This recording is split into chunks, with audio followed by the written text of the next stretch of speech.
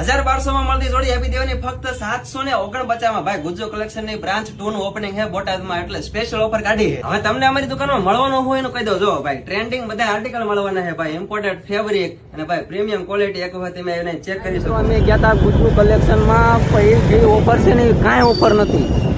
એ હાવે ખોટું છે. 750 વાળી જોડી અલગ રાખે અને 1000, 1500, 2000 વાળી જોડી અલગ રાખે. અત્યારે અમે ગુજ્જો કલેક્શનમાં જઈને આવ્યા.